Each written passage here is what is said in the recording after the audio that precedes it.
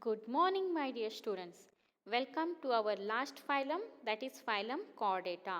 Last but important one phylum. So here you can see the examples of phylum Chordata. So all the animals are there, monkey is there, peacock is there, lion is there, okay, penguin, birds are there. So all this comes under the phylum Chordata, including the human beings. So now we'll study what are the important characteristics of the phylum Chordata. So phylum Chordata has some fundamental characteristics which are important one. You have to remember what are the fundamental characteristics of phylum Chordata. So here first one you can see this is the embryo. In the embryonic stage what are the important characteristics present in Chordata? So these are animals with the presence of notochord. As I told, chordata means a notochord is present, a backbone is present. Clear? So before this, whatever the phylums we have studied, all those comes under the non-chordates. That is, notochord is absent. So it is non-chordates. From phylum Porifera up to the phylum last which we have studied, that is up to Echinodermata. Sorry, up to Hemichordata. All these are non-chordates. But phylum Chordata, it includes the notochord, so it is chordata. So first important characteristics is presence of notochord. Then the presence of dorsal tubular nerve cord. So till now whatever the nerve cord is present, we have studied ventral nerve cord is present in the non-chordates. But from the chordates, the nerve cord is present dorsally and it is tubular. So dorsal tubular nerve cord and paired pharyngeal gill slits is present. Pharyngeal gill slits, gills are present, gill slits at the pharyngeal region. In this diagram you can see gill slits are present. So first one you can see presence of notochord. Below that black line, the orange color whatever you can see, that is the notochord is present. Second one, dorsal tubular nerve cord is present, the upper one, the black color, that is the notochord. And below you can see that is the gill slits are present here, which are present in the pharynx region. So that is the pharyngeal gill slits. So these are the three important fundamental characteristics of phylum Chordata. So notochord, whatever is there, that orange color, it is flexible rod. Okay, you know our backbone, it is flexible. So it is a flexible rod located in the mid dorsal line between, where it is located between the alimentary canal, that is digestive system, and the nerve cord. So upper one you can see nerve cord, black one, and then notochord is present. So in between the digestive system and the nerve cord, the notochord is present. That is the location. Clear? Then these are bilaterally symmetrical animals, triploblastic, coelomate, and with organ system level of organization. Clear? And here they possess the post-anal tail. You can see anus is present and after the anus the tail is present. So that is called as post-anal tail. And here you will find a closed circulatory system. Clear? Now we will study the comparison of chordata and non-chordata, that is differences between chordates and non-chordates. So chordates, first one, the notochord is found in the embryonic stage. So here a notochord is present and in the non-chordate it is absent. Then the central nervous system is dorsal, whereas in the non-chordates it is ventral. Here it is hollow, here it is solid, and here it is single nerve cord is present and here it is double nerve cord. We have studied double, two lines were coming. So central nervous system is dorsal, hollow and single in chordata, whereas in non-chordates it is ventral side, solid and double. Then in the chordate pharyngeal gill slits are present. In non-chordate pharyngeal gill slits are absent. In chordates heart is present on the ventral side. If you see in the human being, ventral side our heart is present, whereas in non-chordates dorsal heart is present. Then a post-anal tail is present in chordates, where in the non-chordate it is absent. Then the endoskeleton and exoskeleton is present in the chordates, whereas in the non-chordate it is absent. Only the exoskeleton is present. In example, we have studied in the cockroaches and all, the exoskeleton is present. Clear? But endoskeleton, how we have our body skeleton, like that it is absent in the non-chordate. And the hepatic portal system is present in chordates, whereas it is absent in the non-chordate. Hepatic portal system means it is the veins of the circulatory system are collecting the blood and giving it for purification to the liver, hepatic portal. So that is regarding the circulatory system. So it is present in the chordata, whereas in non-chordate it is absent. So these differences are important. So 5 marks question will be asked. Differentiate between the chordates and non-chordates, or write the differences between chordata and non-chordata. So 3 marks or 5 marks, important question it is. So remember all these characteristics. Now the classification of animals. Here phylum Chordata. So till now we have studied the phylums. No phylum has been divided further, but Chordata it is bit big phylum and classification we have to study. Clear?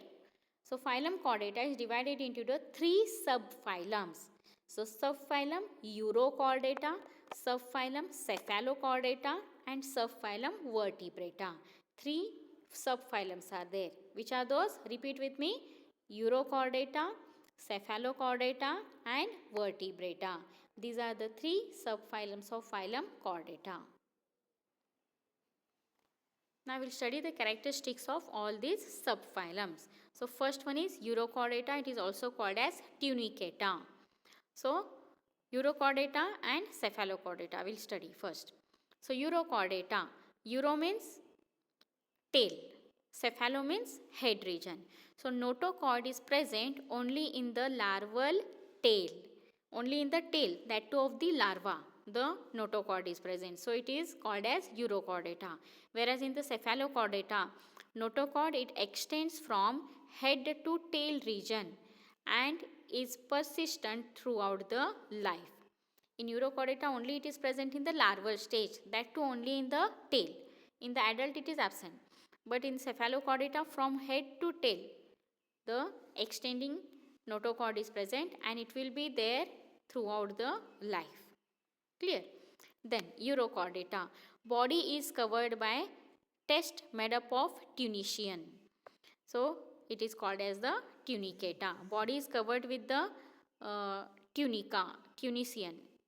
So the name is indicated as tunicata. Then the Urochordata, these are exclusively marine, and the Cephalochordata, these are also exclusively marine. So here in Urochordata you will find retrogressive metamorphosis because larval stage is there. So larva is going to develop into the adult. So larva and adult is totally different, but those larvae are going to metamorphose into the adult. So only in tail region the notochord will be present, but in the adult will be absent. So metamorphosis is occurring. So retrogressive metamorphosis is observed in the Urochordate. And here the Cephalochordates, if you see, these are fish-like animals. Here hermaphrodite in the Urochordate. In the same animal, male and female are present, but in the Cephalochordata, sexes are separate. In Urochordata examples, Axidia, Salpa, Doliolum. And Cephalochordata example, that is Amphioxus, or the name is Brachiostoma. It is commonly called as Amphioxus or lancelet because it is having the lancet shape, so it is called as lancelet. So the diagram we can see, the Acidia diagram afterwards you can see, and in the Cephalochordate the Amphioxus diagram. I will show you in the next slide. So before that, the vertebrata, the characteristics of the vertebrata. So here it possesses notochord during the embryonic period. A notochord is present in the embryonic period. Then what happens? The notochord is replaced by a cartilaginous or bony vertebral column in the adult. A notochord is present in the embryonic stage, but that notochord is replaced by cartilaginous or bony vertebral column, whatever we are having the backbone vertebral column. So it is bony vertebral column in the adult.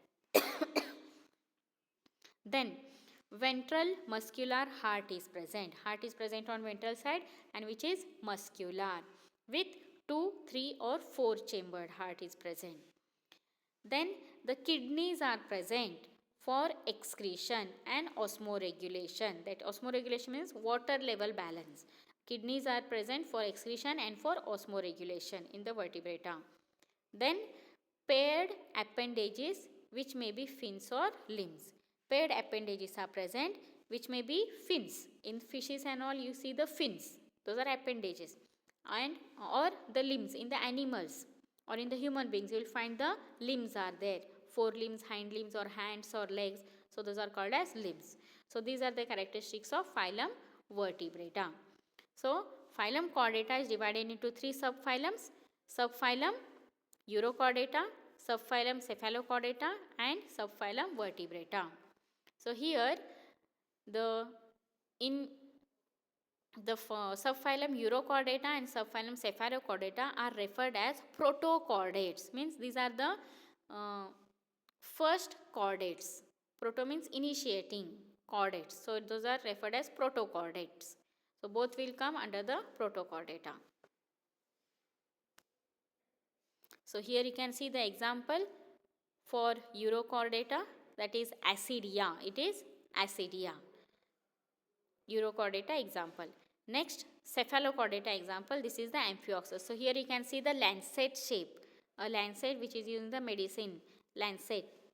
So Amphioxus, the real name is Branchiostoma or Amphioxus. Now the vertebrata, the important one. Characteristics already we have studied of the vertebrata. Now we will see the classification of the vertebrata. So here it is the classification of vertebrata. So this classification you have to remember, then only you will understand. So fit this classification in your mind now. So listen first. Vertebrata. So phylum Chordata, subphylum Vertebrata. Now subphylum Vertebrata, it is divided further into 2 divisions. Which are those divisions? Division Agnatha and division Gnathostomata. Agnatha means what? A means absent. Gnatha means jaw. So jaw is absent. So these animals are jawless. How we have the upper jaw and lower jaw? That is absent. No jaw is present. So it is called as jawless. Then Gnathostomata. Gnathostomata means what? With jaws. Jaws are present. Upper jaw, lower jaw like that. So Agnatha, jawless. Gnathostomata with jaws. These are the 2 divisions. Now Agnatha is further divided into 1 class. Agnatha is divided into 1 class, which is that upside you can see class Cyclostomata. Cyclostomata. Cyclo means circular, stomata means mouth. Circular mouth is present. So that is class Cyclostomata. Clear? So this finishes Agnatha now. Now we move on to the Gnathostomata. Okay. Gnathostomata, before it is classifying into the classes, it is classified first into 2 super classes, then classes. So which are those 2 super classes? Superclass Pisces and superclass Tetrapoda. Superclass Pisces, Pisces means here all the fishes will come. So depending on what, here superclass Pisces, all the animals they bear the fins. Fins are present. So all the fishes will come under superclass Pisces. And superclass Tetrapoda. Tetrapoda means they bear the limbs. Tetra means 4. Poda means legs. 4 limbs are there. 2 forelimbs, 2 hind limbs. So Tetrapoda means 4 limbs are there.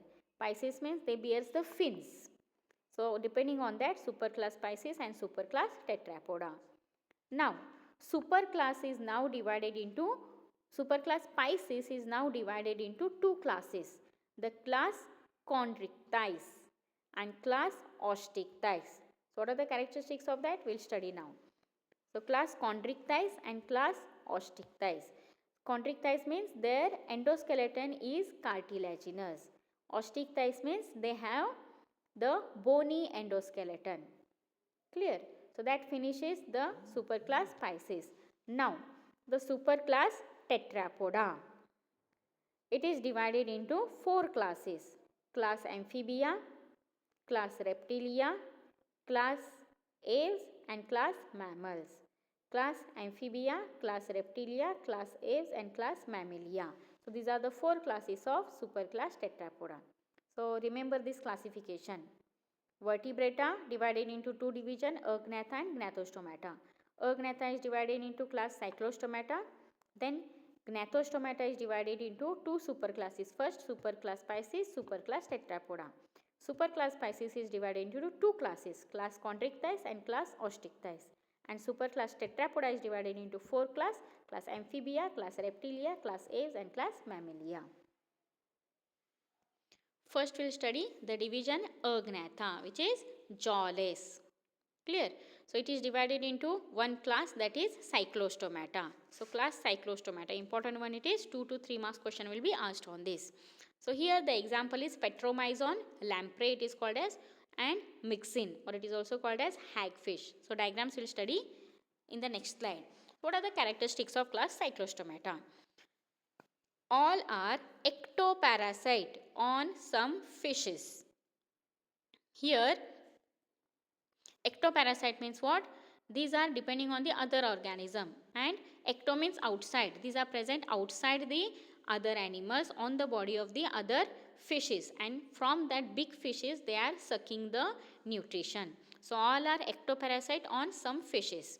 Body, if you see, the elongated body is there. Then they have 6 to 15 pairs of gill slits for respiration. So respiration takes place through the gills. How many gills are present? 6 to 15 pairs of gill slits are present. Then the cyclostomes have sucking and circular mouth without jaws. Cyclo means circular, stomata means mouth. So here you have to remember circular mouth is present, no jaws are there. You can't distinguish upper jaw and lower jaw. Circular round mouth is present, and at the tip of the mouth they have the suckers for sucking the nutrition from that big fish. Clear? Then their body is devoid of scales. No scales are present on the body. On the fishes, how the scales are present? Like that, here no scales are present on the body, and paired fins. No paired fins are there. Fins for swimming purpose. Usually in the fishes, pairs of fins will be there. The upper fin, lower fin. So here no paired, a single fin is present. In the diagram I will show you. Then vertebral column, whatever is there, it is cartilaginous. Cartilaginous vertebral column is present. Then circulation is closed type, and all are marine. Clear? So here the cyclostomes all are marine. They live in the sea water only, but they migrate for spawning to fresh water. But they migrate. Migrate means they will travel from the sea water and they will go to the river water for spawning purpose. Spawning means for laying the eggs. They migrate for spawning to the fresh water, and they go to the river or fresh water and lay the eggs there. After spawning, within a few days they will die. When they lay the eggs, the female, whatever is there, it will die in few days. Then the larvae, the eggs will be there, the eggs will develop into the larvae. The larvae, they will metamorphose into the adult. From egg, the larvae will come out, larvae will metamorphose into the adult, and then when they become the adult, they return back to the sea water. Clear? They will return back to the sea water, and again they will live their life into the ocean, that is sea water. And once again when they will get mature, again they will move to the river for the egg laying. So this is the process. Clear? So here the cyclostomata example is Petromyzon, or commonly called as lamprey, and Myxine, commonly called as hagfish. Now we will see the pictures of these two examples. So here you can see Petromyzon, the first one, and second one is Myxine. So if you see the mouth here, mouth is circular, and you can see the sucker is present at the mouth. Clear? Then the body, if you see, it is elongated one, long, and the fins, whatever is there. In the diagram you can see first dorsal fin is there, second dorsal fin is there. These are not paired.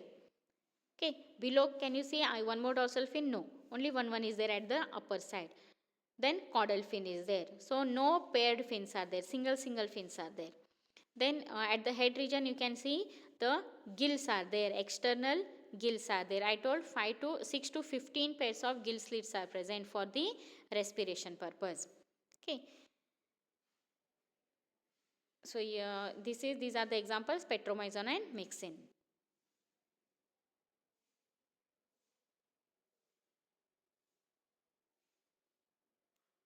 So this finishes the division Agnatha. Under that class Cyclostomata. Now we'll move on to the Gnathostomata. So Gnathostomata with jaws. It is divided into the two superclasses. First one is superclass Pisces, second one is superclass Tetrapoda. So first we'll study the superclass Pisces. Superclass Pisces is divided into two classes. Pisces means what is the characteristic? Here they bear the fins for swimming purpose. So here it is divided into the two classes, chondrichthyes and osteichthyes. So these two classes are very important one. The differences between chondrichthyes and osteichthyes is asked for 5 marks. So important one these are. So we'll study well in detail in our next lecture. So this is about today's lecture. We'll stop here and we will meet in our next important lecture, which is having 5 marks important question. Clear? Okay, bye.